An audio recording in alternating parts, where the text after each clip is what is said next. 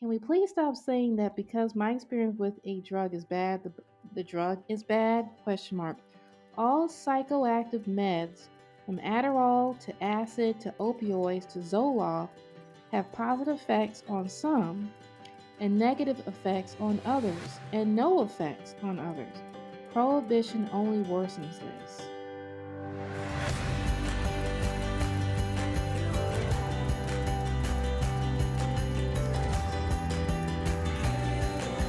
Welcome to episode 27 of People Are the Answer.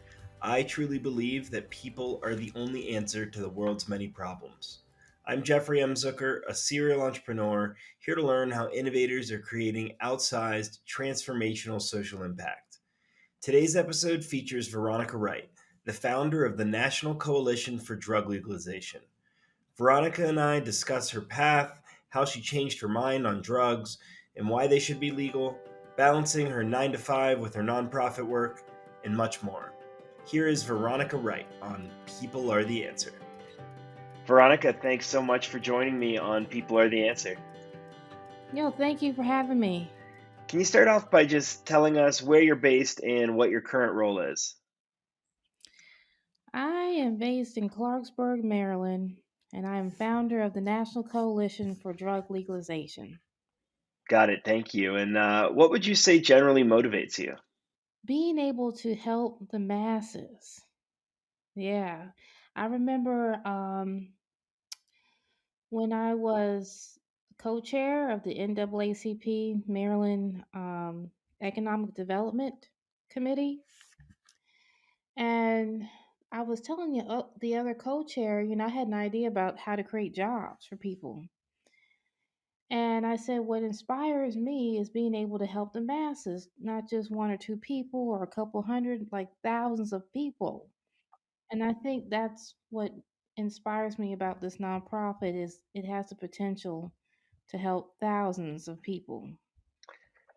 That's awesome. Yeah, that's why we're here, helping people. And awesome to hear that about your motivation. And did you grow up in Maryland? Or if not, where did you grow up and what was it like? I grew up in Newport News, Virginia. My mom is from Newport News. My dad is from Savannah, Georgia. He was military, he was Air Force. And so the early part of my parents' marriage, they did a lot of traveling around the country. And then when I came into the picture, mom said she just wanted to stay in one place. So we, while my dad went to all the different bases, we just stayed in Newport News. And that's been the majority of my childhood. I'm a product of Newport News public school system. That's great. And then uh, I know you started off your career in the Air Force. Is that right? hmm Yeah. So I grew up with my mom telling me you are going to go into the Air Force and you're going to be an officer. And my dad, he was enlisted. And so she just really emphasized leadership and service. And, it's funny how, it's just another example of how powerful your parents have an influence on you because, I did exactly what she said. I went to the school that she wanted me to go to. I went into the Air Force. I became an officer.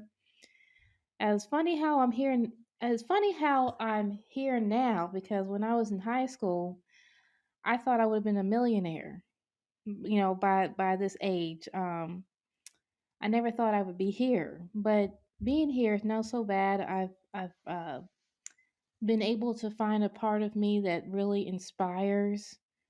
That feels inspired by the work that I've found by accident. And now maybe I'll get the money one day. Yeah, I mean, I like to hope that things like that will come to those that are helping others and in service of humanity. Um, how long were you in the Air Force? So I only did the Air Force for 4 years, and I went in. It's funny because when I was in college, I did ROTC. I was in the Virginia Women's Institute for Leadership, And so the year that I started college was the first year that VMI allowed women to be accepted into their school. And VWell was started when girls could not go to VMI. So when you filled out the dream sheet, they call it, while I was in ROTC, my last year of ROTC, the Air Force gives you a dream sheet where you identify, what you want to do for your career and where you would like to go. And they do that as a courtesy, okay.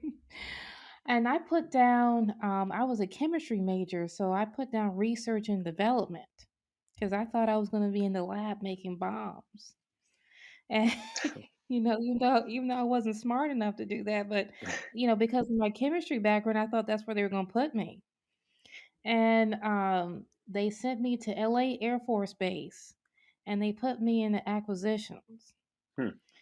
And so that's what I do now. That's my 9 to 5. The National Coalition for Drug Legalization is my, after 3 o'clock passion. Right. That could one day, I really admire Christina Dent because she gets to do that full time. Yeah. You know, It's really impressive I'm what Christina's done with End It for Good, and it seems yeah. like you're on a path to maybe carve this into a full time role at some point. I need to talk to her more. But anyways, that's my pathway. I did 4 years at LA Air Force Base. I did that, and then the goal was to be a doctor. Okay, the goal was to be a doctor in the Air Force. So I started taking classes at, I was trying to build up my science GPA. So I was taking classes at Cal State Dominguez Hills and El Camino College. And I came across this very nice professor. Her name is Dr. Carol Gousset. She was like, why don't you consider pre medical post baccalaureate programs? So I applied to Southern Illinois University, Carbondale, in Illinois, got in, did that program for a year, didn't get into med school. Got an interview, didn't get in. Then I went to the NIH, did research on malaria, and then I was like, okay, this is the fourth time I've taken the MCAT. It's time for me to get a real job, and so that's when I came to my current job. Right. Yeah, And you're a program analyst in the defense industry, is that right?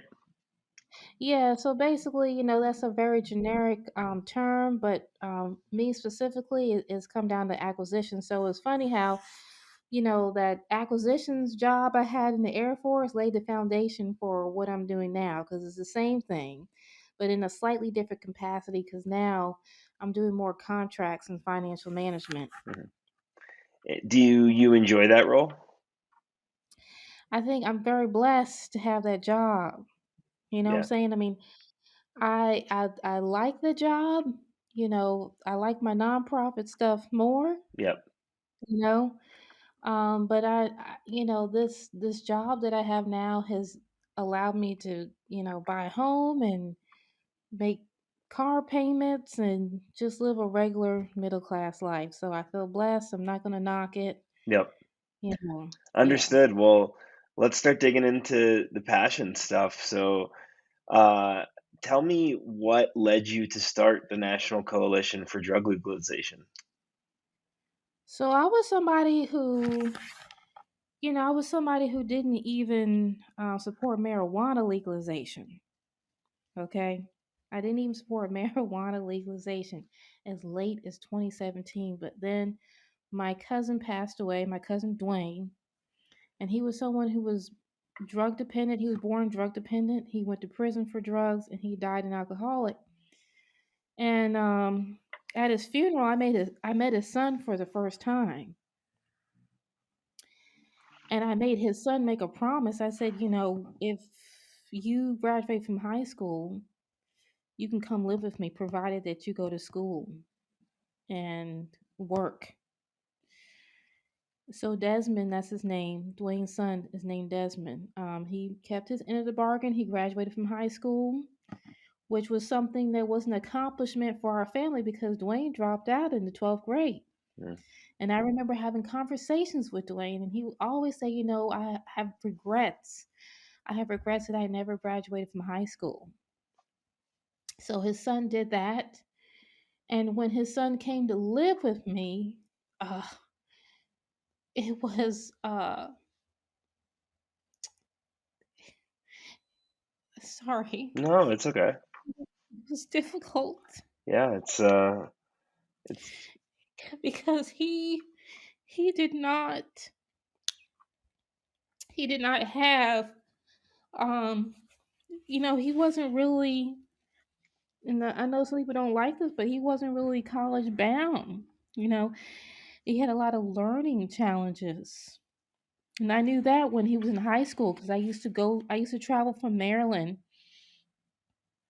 to Hampton High School and be a part of his IDP meetings. And, you know, I never had kids. So when he came to live with me, I turned into Mama Bear, right? mhm. I was like, where's your, let me see your grades. Did you go to class? Uh, Take a bath, brush your teeth, wash your clothes. Um, I was on the computer with his college professors, begging them to give him extra credit so that he could get through their classes. And when when I was going through all of that, I said, why, why am I going through all of this? I tell you, Jeffrey, I said it's because of prohibition. I said prohibition targets black people, and it tears our families apart. When Dwayne went to prison, he should have never went to prison. He should have went to drug rehab and mental health. That's what he needed. Mhm. But when he went to prison, the trajectory of his life changed. He couldn't, the story, he could no longer qualify for any type of federal assistance. Yeah, yeah. It's a real shame the mess that the system causes, the having one offense and how it can ruin a life. When in reality we should be supporting these people, trying to help them get through what they're going through, and ideally reintegrate back into society. Yeah, and excuse me.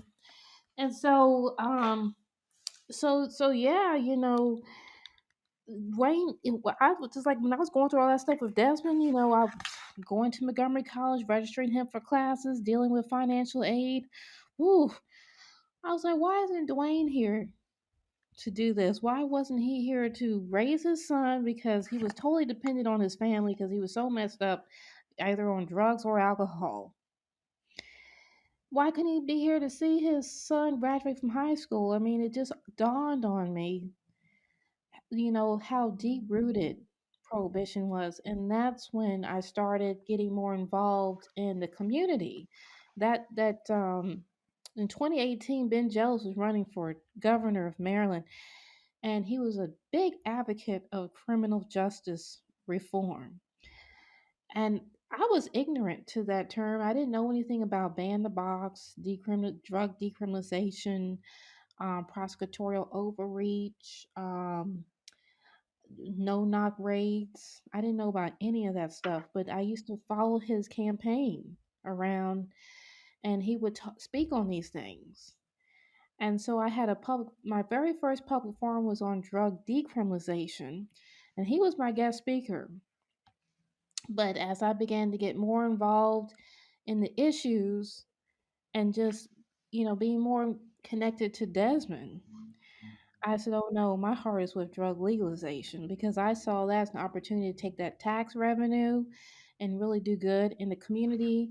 I saw that as a way to have a protected drug supply, where drug users know what they're buying before they buy it. And I also saw this a way to reduce crime in those areas where drug trafficking is a big problem. So to me, it was just like, I remember learning this term in college about the um, what was it, utilitarian Hmm. principle, or you're doing the most good for the most amount of people. So I saw drug legalization as that. Yeah, absolutely. It's sounds like it was quite the shift in your original mindset. Um, so this was about 4 years ago. Is that right? Yeah, what we're in 2022. Yep. Probably, more like 2018. Yeah, And yeah. so once you made that decision, what was sort of your first step in getting this coalition started?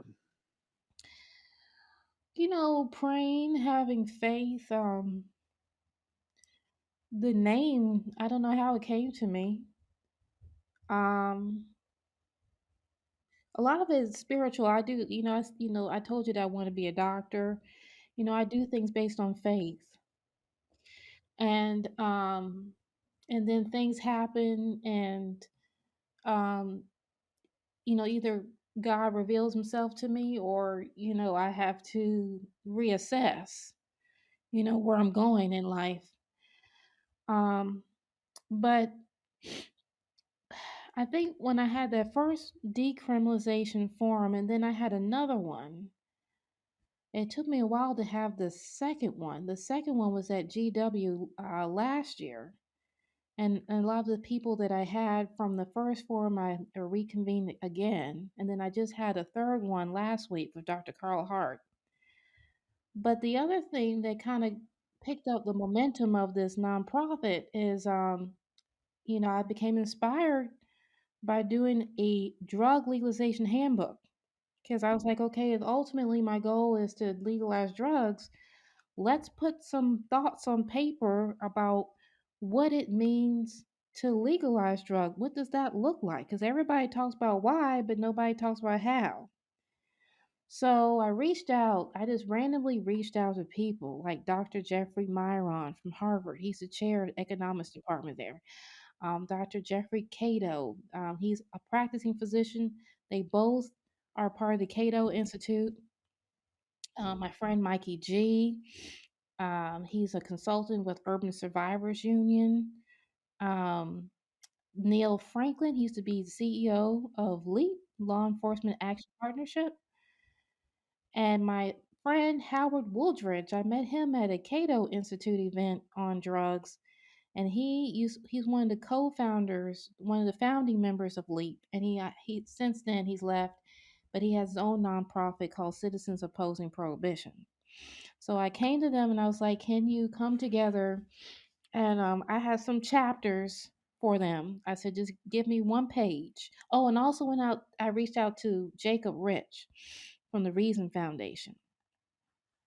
So I took these chapters. I looked at Oregon marijuana laws, Illinois, New York, Colorado, and I took some of their chapters and put that into the drug legalization handbook. And then each of the people that I mentioned earlier, I said, "Hey, take a chapter and just write one page, because I want to share this with the public. I'm not trying to write something that's lengthy and boring. I want people to look through it real quickly and just get a sense of, oh, okay, this is how we can legalize drugs." And that's when things started picking up, because then the Reason Foundation said, "We're going to publish this." So I can't wait for them to come out with the book. That's really exciting, and I like that concept of a handbook on drug legalization. It seems like something that you'll want to release more versions of or more parts to as we evolve and learn more about drug legalization. Yeah, and it's interesting you brought that up, because when I was meeting with them, all the people that I've mentioned before, we would meet once a month, because these people are very busy, so I'm not trying to take up all their time. And in the preface or the introduction of the book, and I iterated with them in our working groups. I said, this book is a living document, right? It said nothing that we write here is set in stone. Things will change as we get new information. So, but I just want to get it out there. And then Yeah. the next thing is a pilot study. Okay, you write it down, you write out what you want the vision to be, and then you start taking the book and put it into action. And so what I would so I reached out to a very nice progressive state legislator. His name is Delegate David Moon. And I said, him and it was me and Pete France, who's a part of Leap. And Pete is unique because he's one of the characters that was. I remember that show, The Wire. Of Everyone watched course. The Wire. Yep. So remember Amsterdam, the police officer that tried to do him. Well, that was Pete. So Pete and I um, went to Delegate David Moon and said, we would like to do a pilot study where all drugs are legal within the state of Maryland. I said, we know that the legislature is not going to approve it, but it will generate, conversation. It will generate thought. So David said, I'm not sure, because we can't even get drug decriminalization off the ground, but I want to see a coalition and I want to read that handbook. So that's why I do these podcasts to get, to share with people why, people like myself and Christina support drug legalization and build up momentum for a pilot study. Yeah. I mean, that would be so powerful. You and I spoke about this previously. I mean, if you were able to pull that off, I mean, what an example it could potentially set. And like you said, even just having the conversation and opening people's eyes to the possibility is moving in the right direction. Right, right. I mean, I think it's important to state that, some people will say, well, don't you need to go through drug decriminalization first before you go to legalization? And maybe it all depends. I kind of see the pilot study as a go between also because you're putting your toe in the water, to see what works and what doesn't work with legalization. It's all about, legalization, smart drug legalization that encourages responsibility, right, among the manufacturers and corporations that are involved in drug selling and the users and the community at large. So, yeah, I mean that's a uphill battle, but Yeah. for some reason I feel like it's closer than we think. Right. Yeah. I like to hope so for sure. And appreciate the work of people like you that are pushing us in that direction. Um, you've told us a little bit about some of the things that NCDL does in terms of events and some of the handbook and some of the programs you're working on.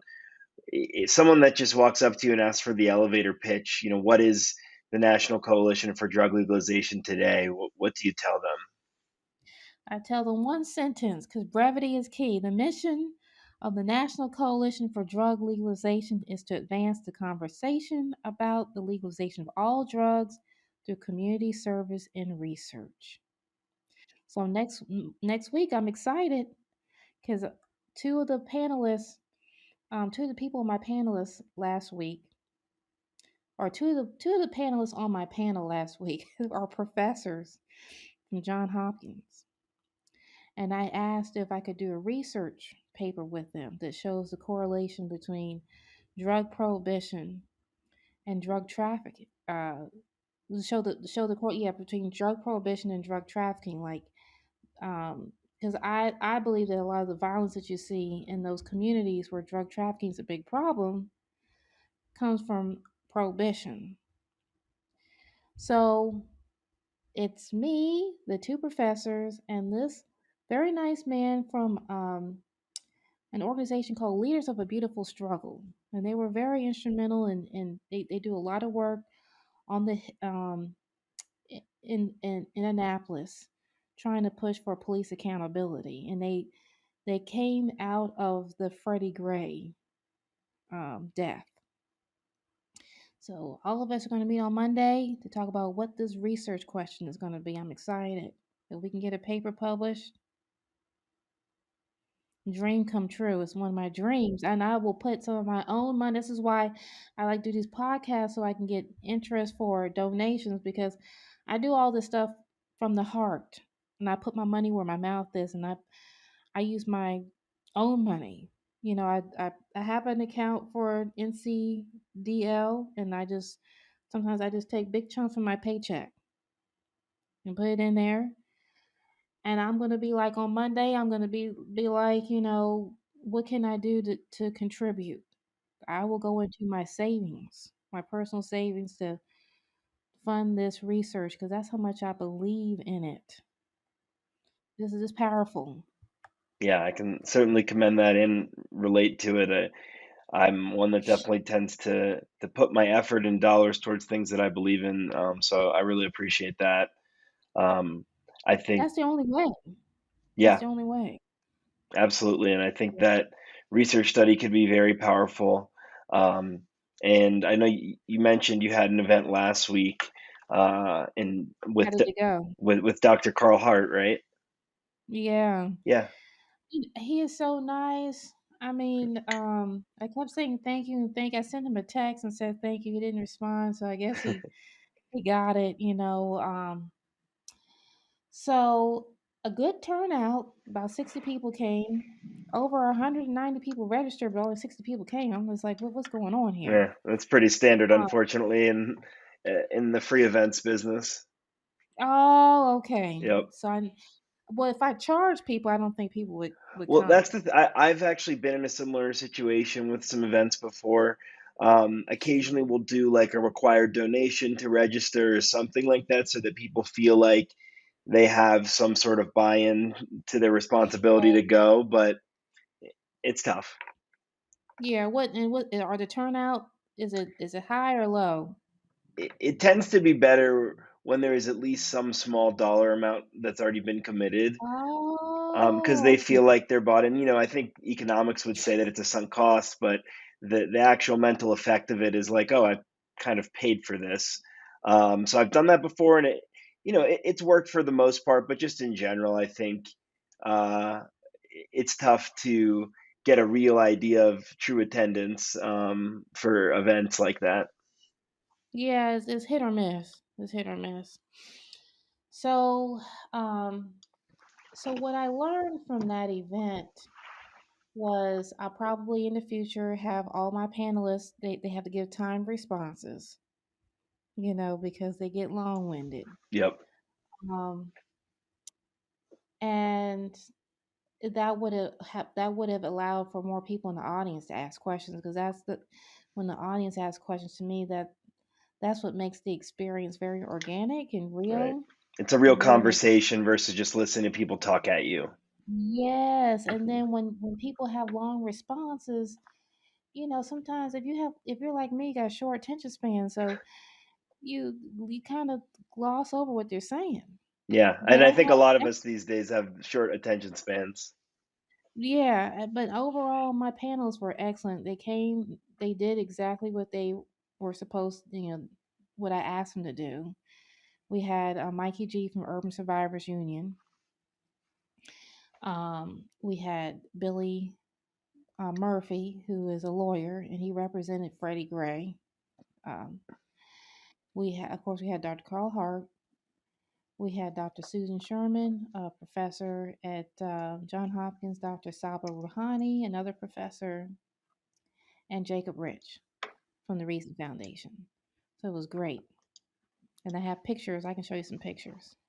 I'm looking forward to it. I'm glad to hear it went well, and I'm sure you'll continue to create really impactful events and other programs going forward.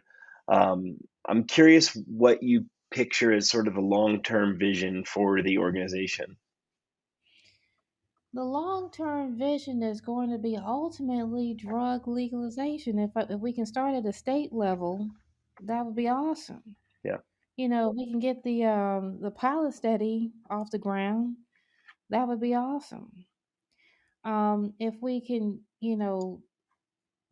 move to another state and get them on board with drug legalization, do it by state, because I think that's pretty much how it's going to happen. I don't think it's going to happen right on the federal level. I think it's going to take a similar trajectory like marijuana, where, each state recognizes the benefit of legalization and they come up with their own laws. yeah, Yeah, yeah. but I'm sorry to cut you off. I want to make sure I answer your question. The long term vision, there's going to be a lot of need for public education and community Mhm. service and outreach. Yeah, well, And I want to do some more research. I mean, that one of the things that motivated me early on is, what are the industrial uses of drugs, like cocaine, for example? I would love to be able to get into that yeah. realm. Yeah, I mean, I love the idea of you offering a destination for education and research as we hopefully move into a society where drugs can be legalized. I think that's a very astute point that it's going to come with a lot of education.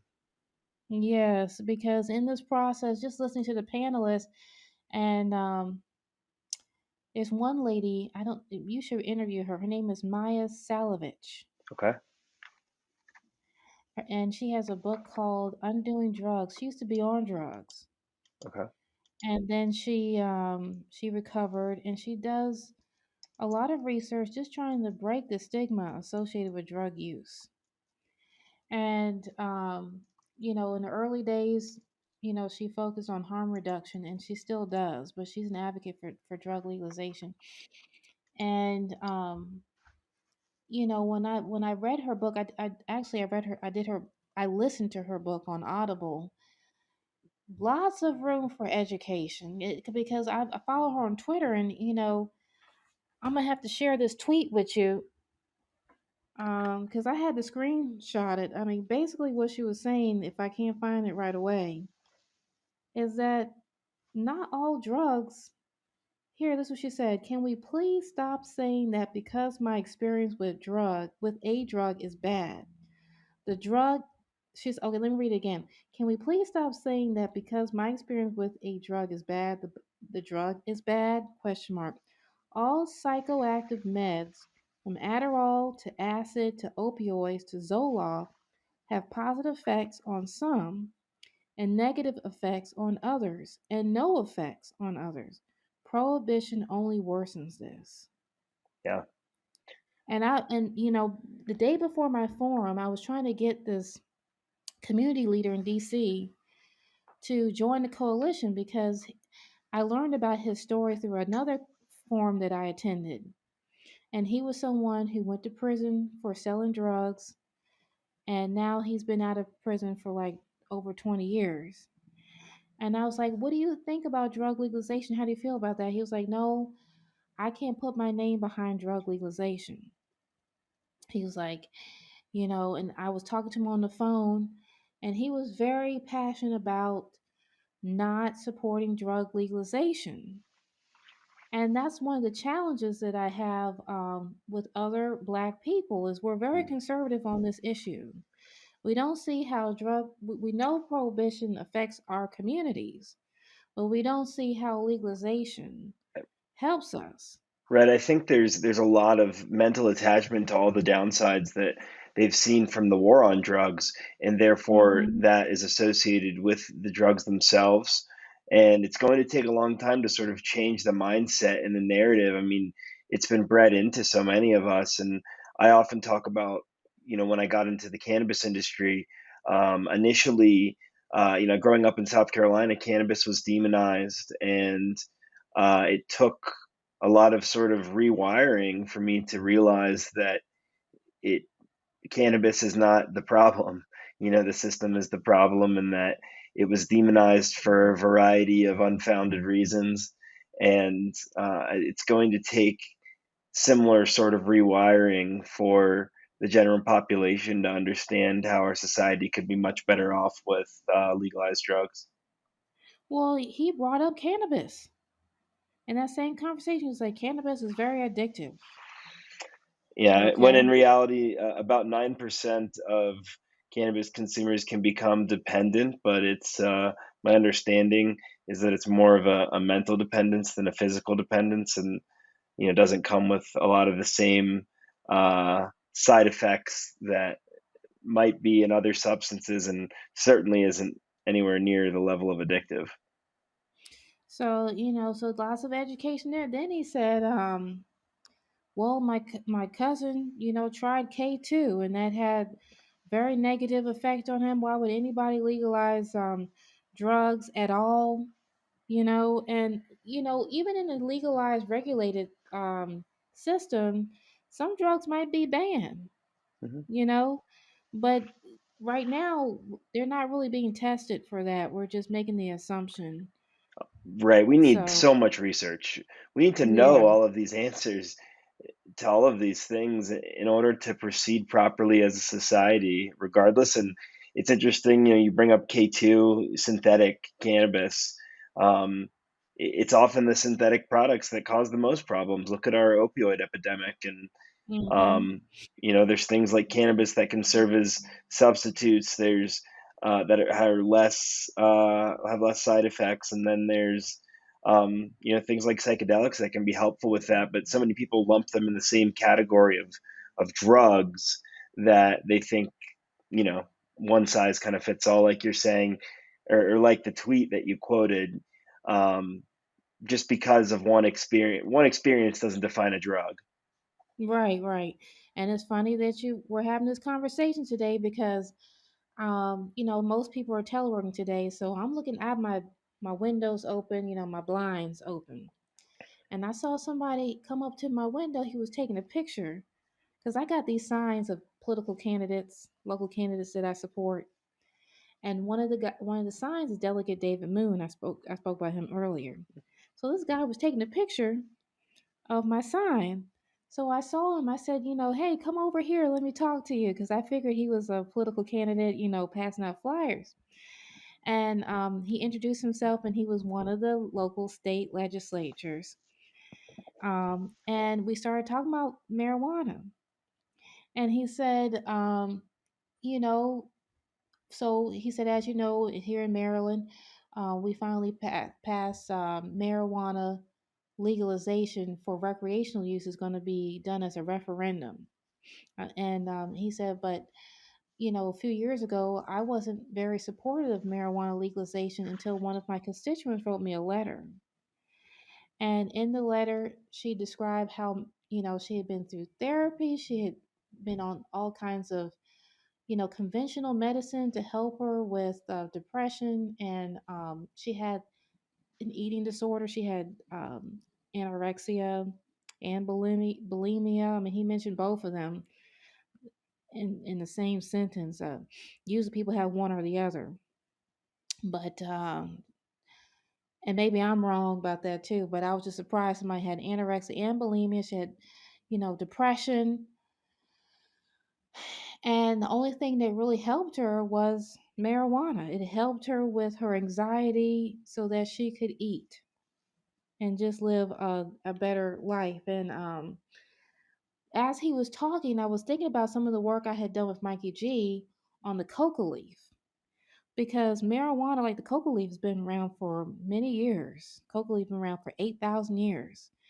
And so, a lot of people, especially some tribes, they see marijuana, ayahuasca, coca leaf, not as a drug, okay?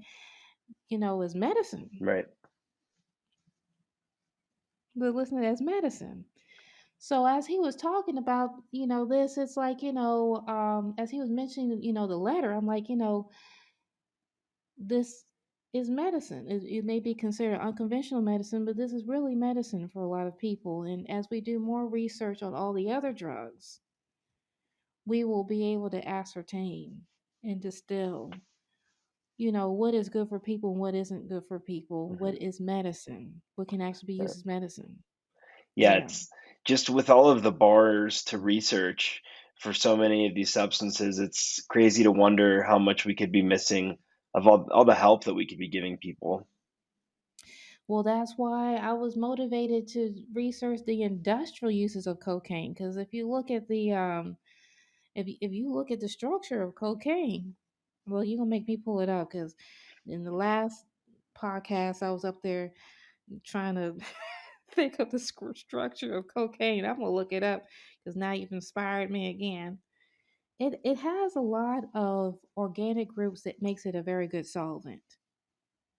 So, what would it be a good solvent for?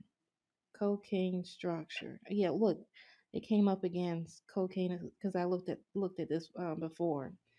But you have the nitrogen, you have the oxygen. Because I was a chem major, Right. you know, so I'm always curious about those kinds of things. Just the door is closed to that Right. kind of research with prohibition. Yeah. Yeah. But if I can open it, yeah, I'm game. I don't know what lab would accept me, considering the fact that I haven't been in a chemistry lab in years. But I'll help fund the research. I'll Yeah. find some grant from somebody. That's great. I mean, I love that mindset. There's certainly a lot to be discovered. I'm excited to see what you continue to do with NCDL, and hope at some point it can become something you're able to focus on full time. Yeah, like an FFRDC, a federally funded research and development Yep, corporation. absolutely. That's really the long term, Jeffrey. I mean, I just thought of mentioning that. I've been thinking about it for a long time. How do you get there? Right, You know, what I think National Science Foundation, that's one. I think that might be an MITRE is definitely one. Aerospace Corporation is one. Those are FFRDCs, and they're usually a part of a government agency. hmm, Like a particular government agency will have a charter to establish these FFRDCs. And I remember back in my Air Force days, the Aerospace Corporation, because LA Air Force Base back then was the Space and Missile Center of the Air Force before they started the Space Force. And we would the Aerospace Corporation MITRE that they were like our neutral right arm, right, what do you call it, right arm man. right We hand would man. always right hand man. We would always turn to them to, what do you think? You know, and I would love for it, NCDL be like that. Yeah, You know, be awesome. yeah. It's a beautiful vision. I hope it comes to pass. Um, Throughout all this really fascinating and effective work that you've been doing, has there ever been a moment that you remember where it just really hit you how much your work can affect change? Yeah, I mean, I've done a lot of praying. I have another nonprofit called the Baltimore Affordable Housing Partnership because you have, and I'm bringing this up. I'm gonna bring it home. Hmm. Okay, I'm gonna bring the question. Um, and I found myself on my knees praying, asking God, please let this national coalition for drug legalization, National Coalition for Drug Legalization, and the Baltimore Affordable Housing Partnership be successful. And I think it's in those moments where I know it has the power to really affect people because I'm asking God for his assistance. Today, we got some good news. I was on the phone with the city of Baltimore today, and we had a unique business proposal for the city where we can build affordable housing and you know maybe in the city can split the profits with us. you know and she was like, I went to the lawyers and they said, they kept asking me the question, how do we've never had anybody ask us do this before, how do you make this work, how do you do that? And that was inspiring. I love to do things that people haven't done before. Yeah, You're asking questions, how do you make that work? But she was like, you can, we've got the green light to proceed. It's just that whatever properties we bid on, it has to be open to the public, fair and open competition. But if we get them, we can present our proposal, and at that time, the city will reevaluate again and determine if they want to, go forward. But they said, why not? So I mean, to answer your question, where was that moment where you felt like you had the power to really affect change? Definitely in prayer. You feel that moment in prayer. And I spent a lot of time by myself. So when I'm in my car thinking and stuff like that, I be inspired. I'm always inspired by, again, what will it take to help the masses? Not just one or two people, but thousands of people. Yeah, So I don't know what day or what actually happened that made me think, oh, this is going to help a lot of people. I think it's probably in those moments where I'm by myself, thinking in my car, or praying. yeah, that makes sense.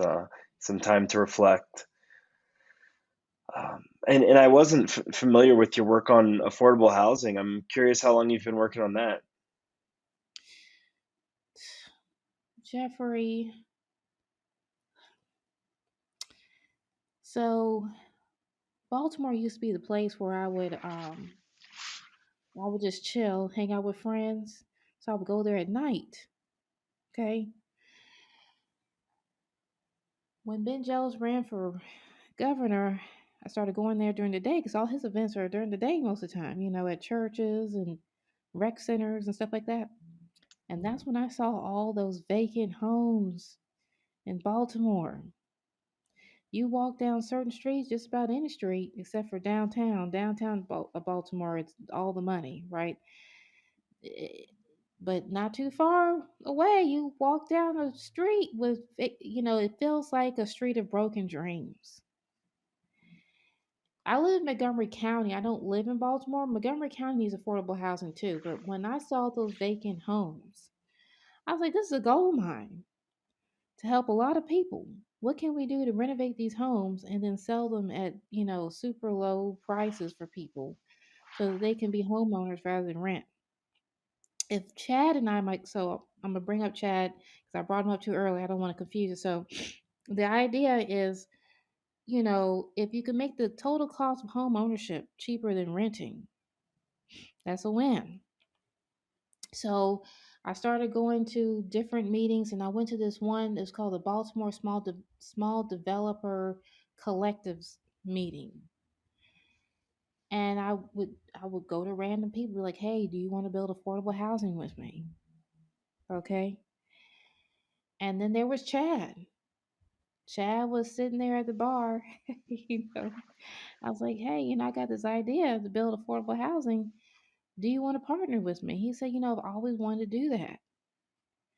And all the other people at that meeting, they expressed interest, but they never followed through. Chad hung in there. So that's been a year, and we're finally, I feel like today was a good day because the city came back, saying that it's possible. They didn't X the door on it. They didn't, close the door on it and say, no, you can't partner with us. They came back and said, how do we do that? The power of prayer. Yeah, So we'll see. So Chad, no, that's his business. His full time job is he rehabs homes in Baltimore, and he knows a lot of investors. And he was able to find an investor that will give us the money to rehab. So I was trying to call him after the meeting. I was like, Chad, how are we going to, because I know the application process. And I was telling the city this, can be confusing and, hard. She was like, if you have any problems, just email me. But yeah, I don't want to bore you with my stories and stuff, but no, that's something that's something that inspires me. yeah, That's going to help a lot of people. They got another organization in Baltimore called Black Women Build, and they're able to sell homes for like 75,000. wow, that You know, that's great, and certainly your dedication to helping others really shines through in your work. I appreciate that. Yeah. Yeah. Are there any experiences from childhood that were particularly effective in making you learn the importance of giving back? Yeah, I will give credit to my mom for that. She was very civic minded. She was very socially conscious. She watched the news and had her opinions. She grew up poor. Okay, she grew up very poor, and I think that left a very indelible mark on her spirit. She Hmm. passed that on to me. And so in high school, I was part of the Mayor's Youth Commission. I was president of Science Ecology Club. Um, and I was an advocate for school uniforms, believe it or not. And in college, I received a grant to do research on the social, ethical, and legal aspects of school uniforms because I was trying to get. I went to all women's college. I went to Mary Baldwin, so I was trying to get Stanton public schools to adopt a school uniform policy, and I had a public forum then where I invited the superintendent of Stanton Public Schools, and he was also a professor at the school. So I mean, thinking back, yeah, I've always been civic minded, and now it's just evolved into this. I wanted to be a doctor because I thought that would be a way to help lots of people.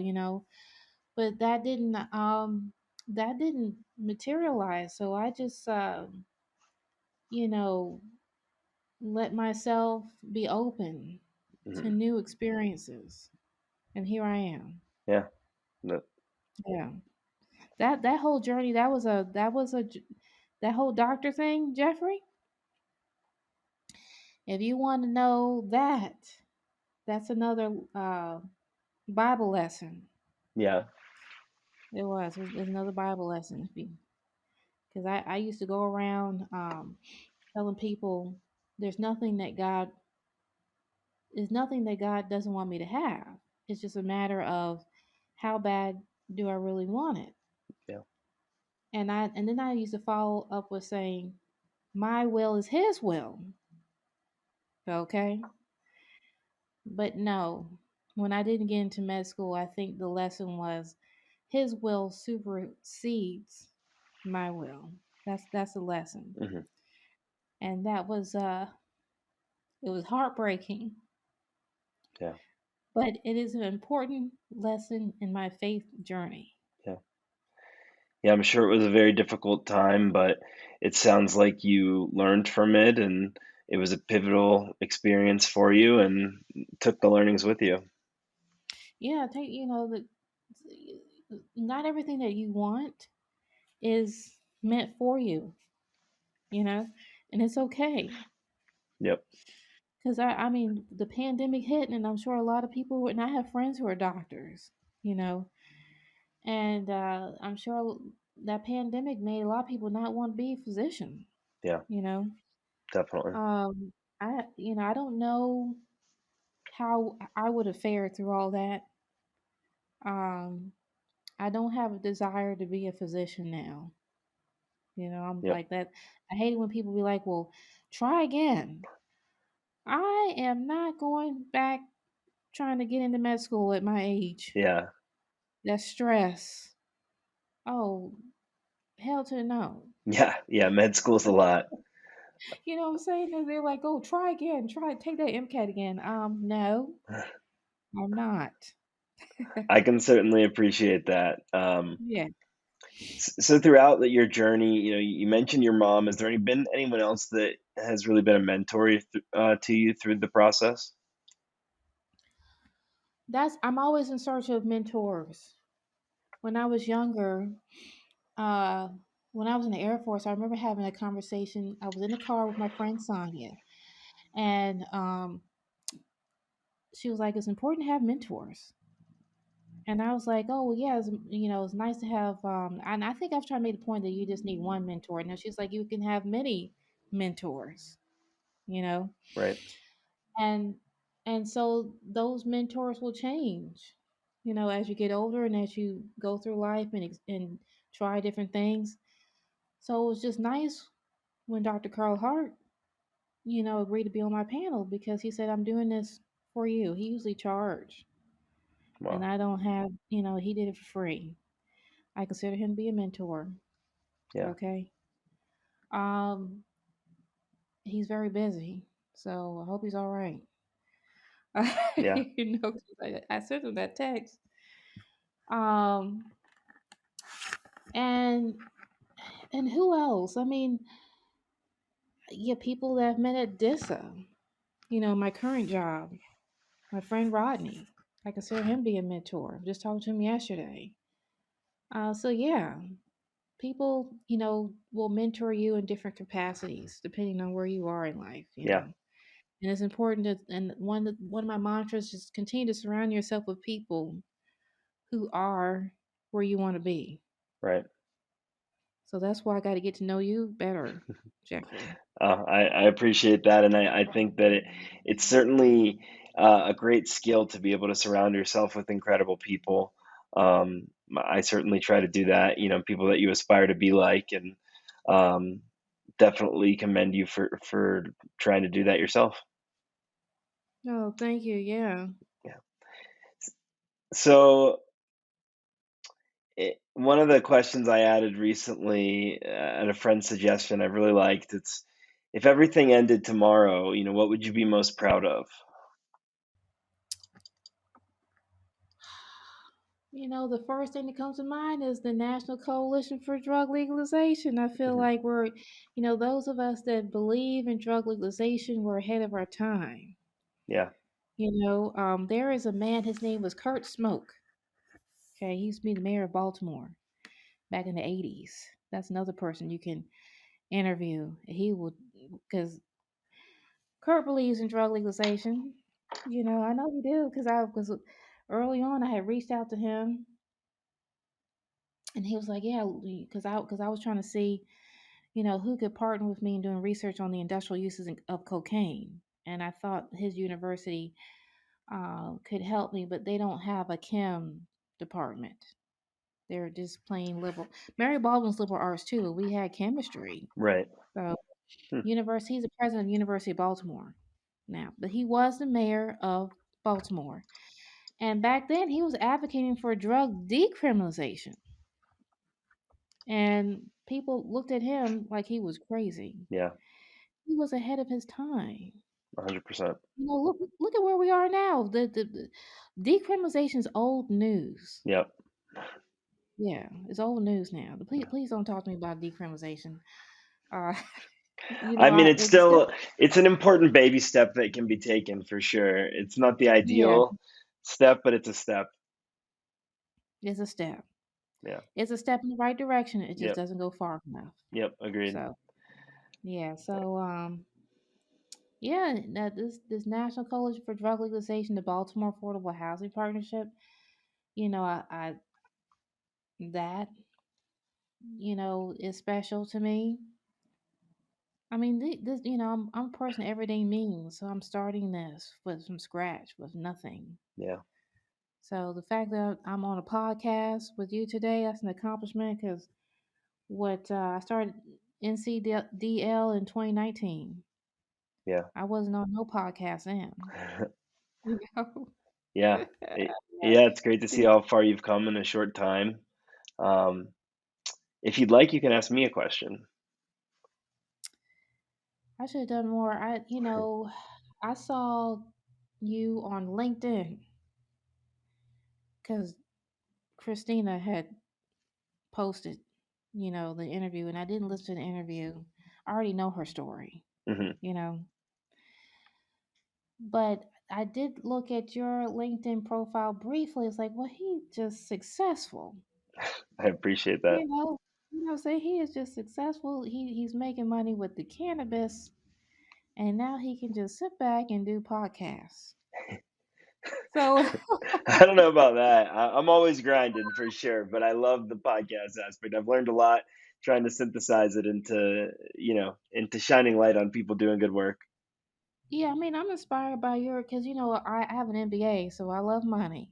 I'm inspired by your ability to make money, you know, and work for yourself. How did you get to do that? How did you get into the cannabis industry? I need to. Yeah.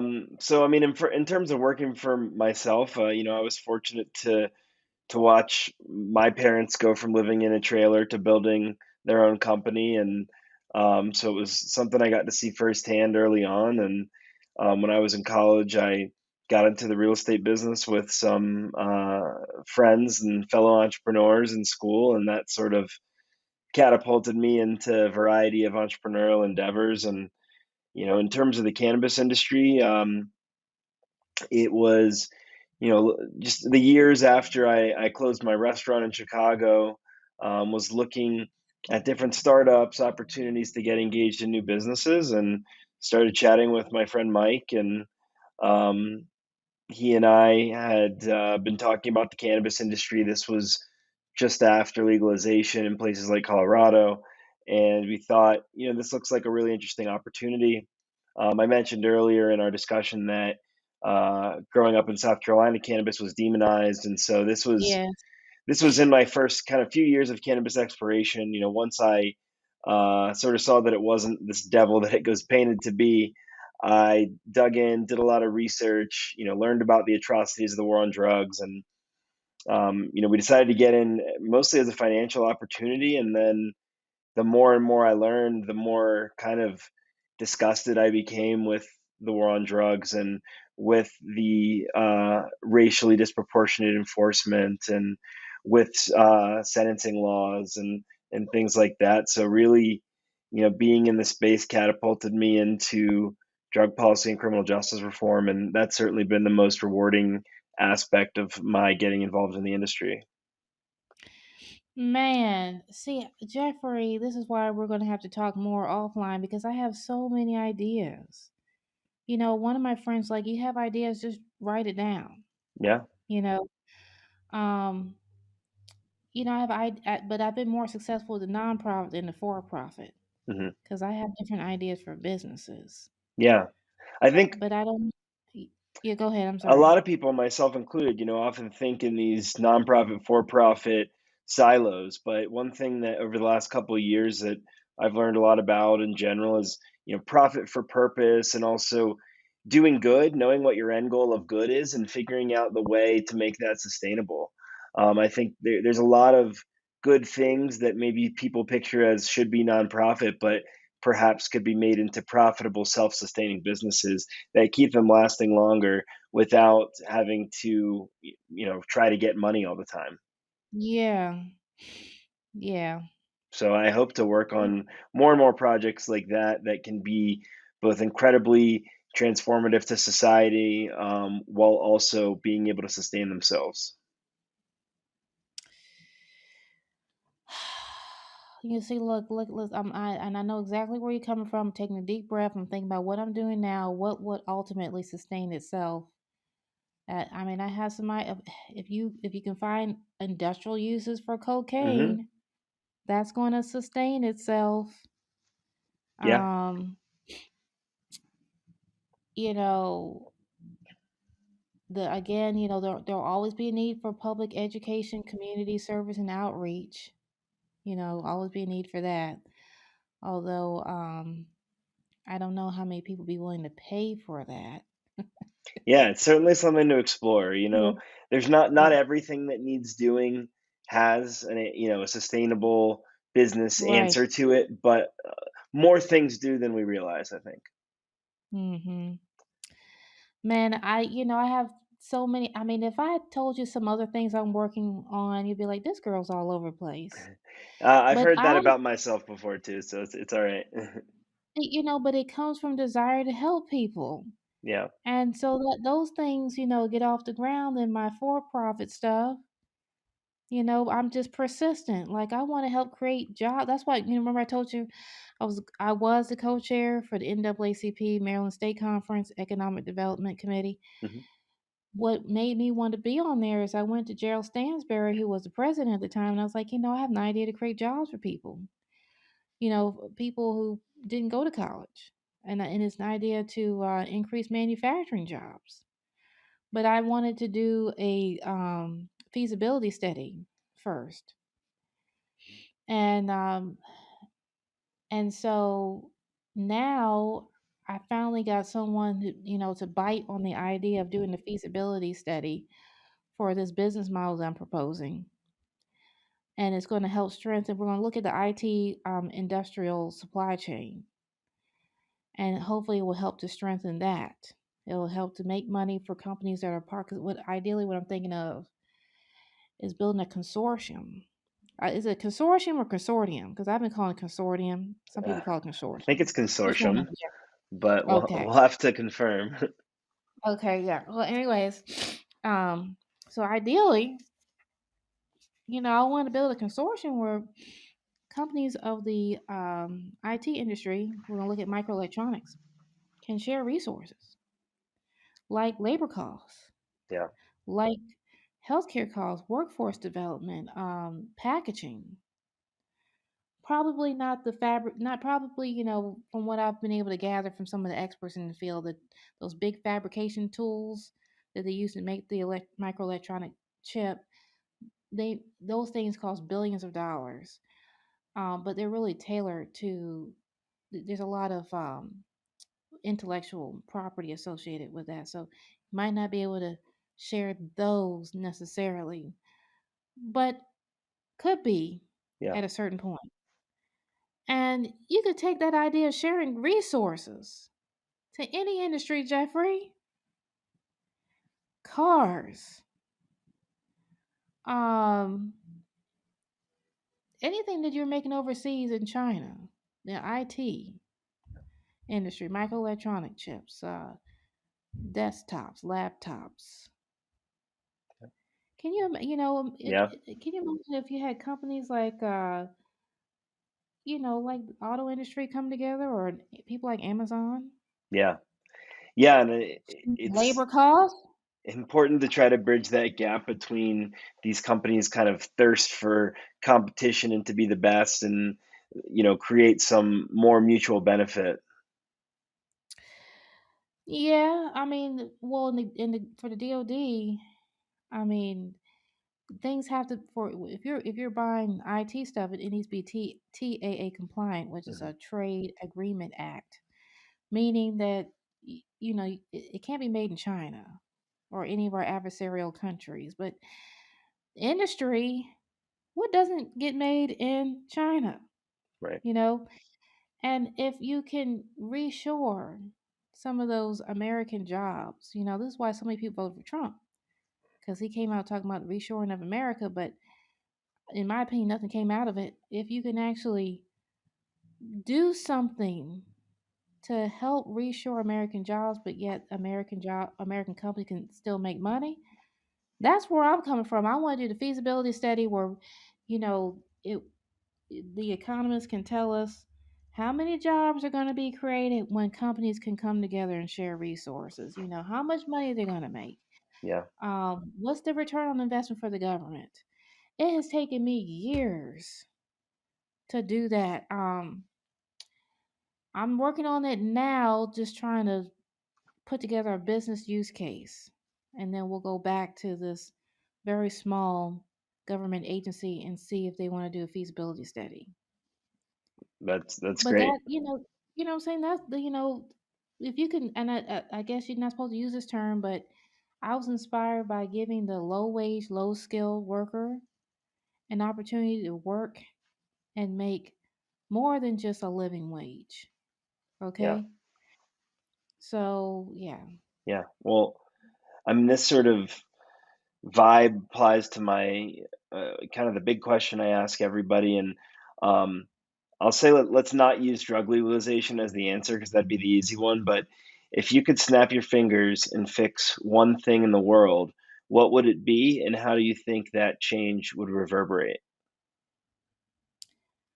Well, you told me, we know drug legalization isn't going to be the be all end all, right? But, Right. I that mean, you one were just thing, talking about like income and making people get more than a living wage and stuff like that. That's certainly something that's applicable well, you want me to talk about, trying to decrease an income inequality? You want me to go there? wherever you But want to go. I, if I could be queen for a day and change the world with a snap of my fingers, it would be drug legalization, because that has global effects. Absolutely. You know what I'm saying? I mean, you know, um, it can help with immigration problems that we see at the border. Why do people from south of the border come here? Because the cartels have taken over their country and have terrorized the people, and they don't feel safe. That's one reason. And then those countries where they're coming from, don't have a lot of economic opportunity. But if you can legalize drugs smartly, you you can change a negative situation to something that's positive, so that um, people can make money the safe way, without killing each other over it. Right. So many people around the world depend on this illicit drug trade. Yeah. Um, so it would have profound effects on not just only reducing the stigma, but like I mentioned before, decreasing the overdoses. Because you're protecting the drug supply, decreasing the violence associated with drug trafficking, decreasing the number of incarcerations. Well, you bring up the donations. How can the listeners here best support you and your impact? Um, you can go to my website, and there should be a link. If not, on my website there's my email. Keep drugs legal. And look, you're gonna make me. You still there? You still Yeah. see me? Yep. Okay. You're gonna make me go to my website. I'll make sure to But link your website in the notes. yeah, but you can always email me and I'll send you the link. Keepdrugslegal@gmail.com. And it's gonna be linked to a PayPal account. And you can put in $1, 2, or 25. Yeah, every dollar counts. Whatever moves you. And I will take that. Thank you, and plan the next event. Probably give it to John Hopkins That that sounds because they're great. gonna want money for this research. That's fair. Yeah. Well, I mean, I really, really appreciate you sharing your story with us and all the incredible work that you're doing. And thanks so much for joining me today. And I look forward to continuing our conversation. Yeah, we're gonna be in touch, Jeffrey. Absolutely, Veronica. Thanks again. All right. You have a wonderful day. Thanks for listening to this episode of People Are the Answer. To find out more, go to peoplearetheanswer.com.